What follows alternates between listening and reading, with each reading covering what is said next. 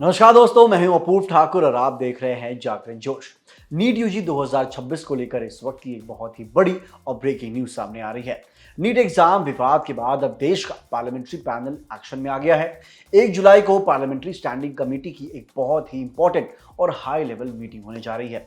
इस मीटिंग में ministry of education और नेशनल टेस्टिंग एजेंसी यानी एनटीए के टॉप अधिकारी शामिल होने वाले हैं। आज के वीडियो में हम बात करेंगे इस मीटिंग का एजेंडा क्या है, नीट री एग्जाम को लेकर क्या चर्चा होने वाली है और एनटीए में सुधार के लिए क्या बड़े कदम उठाए जा रहे हैं। तो चलिए इस वीडियो को शुरू करते हैं।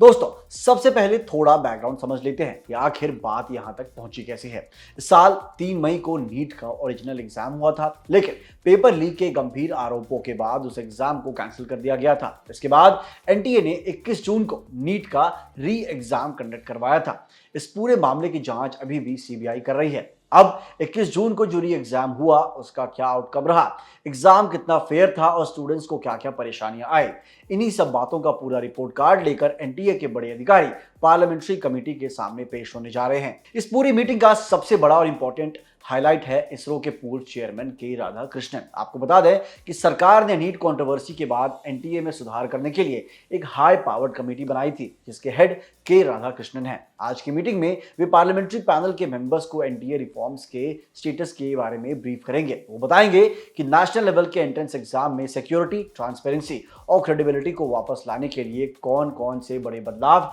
या सेफगार्ड्स जरूरी है ताकि फ्यूचर में दोबारा ऐसा कोई पेपर लीक या फ्रॉड ना हो। इस मीटिंग में एनटीए के डायरेक्टर जनरल अभिषेक सिंह खुद मौजूद रहेंगे। वे कमेटी के सामने 21 जून को री एग्जाम से मिली सीख और उसके पूरे आउटकम का प्रेजेंटेशन देंगे। इसके साथ ही higher education secretary Vineet Joshi को भी इस मीटिंग में शामिल होने के लिए कहा गया है।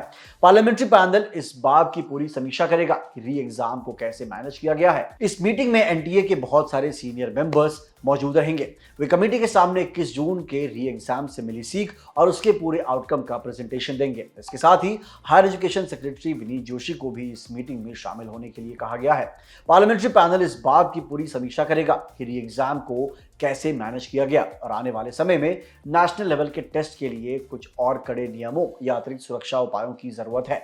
असल में पिछले कई महीनों से एनटीए के कामकाज को लेकर लगातार स्क्रूटनी चल रही है और यह मीटिंग उसी का एक बड़ा हिस्सा है। लेकिन जरा रुकिए, इस मीटिंग में सिर्फ नीट पर ही बात नहीं होगी दोस्तों, बल्कि कुछ और भी बहुत ही इंटरेस्टिंग और फ्यूचरिस्टिक टॉपिक्स पर चर्चा की जाएगी। पैनल इस बात पर भी डिस्कशन करेगा कि आर्टिफिशियल इंटेलिजेंस यानी एआई का हमारे शिक्षा पर क्या असर पड़ रहा है और स्टूडेंट्स की एम्प्लॉयबिलिटी यानी नौकरी पाने की क्षमता को कैसे सुधारा जा सकता है। इस विषय पर ब्रेकिंग देने के लिए आईआईएससी, एआईसीटीई और Delhi school of artificial intelligence के पूर्व अधिकारियों को भी बुलाया गया है जो इस मीटिंग में अपनी स्पेशल प्रेजेंटेशन देंगे। चलिए आखिर में आपको बता दें कि राज्यसभा से दिग्विजय सिंह के रिटायर होने के बाद अब इस स्टैंडिंग कमेटी के नए चेयरमैन मुकुल वासनिक हैं और उनके लीडरशिप में ये पैनल ही पहली मीटिंग करेगी। अब देखना यह होगा कि इस मीटिंग के बाद देश के एजुकेशन सिस्टम और नीट जैसी बड़ी परीक्षाओं में क्या बड़े बदलाव देखने को मिलते हैं। इस मामले से जुड़ा जो भी नया अपडेट आएगा हम आप तक जरूर पहुंचाएंगे। और अगर आपको ये वीडियो इंफॉर्मेटिव लगी हो तो इसे लाइक करें और शेयर करना बिल्कुल भी ना भूलें। मिलते हैं अगली वीडियो में। जय हिंद।